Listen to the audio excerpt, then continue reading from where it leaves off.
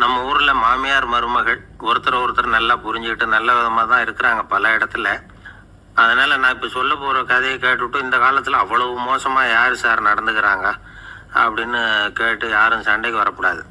இன்னொரு உண்மையையும் சொல்லிவிடுறேன்.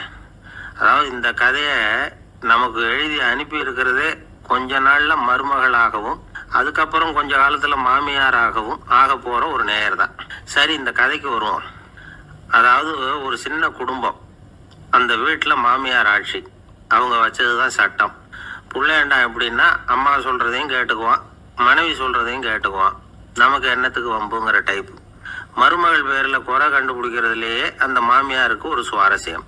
சின்ன சின்ன விஷயத்துல எல்லாம் குத்தம் கண்டுபிடிச்சிக்கிட்டே இருக்கிறாங்க. பொதுவாக எல்லாரும் எப்படின்னா ஏதாவது ஒரு காரணத்துக்காக சண்டை போட்டுக்கிட்டு இருப்பாங்க.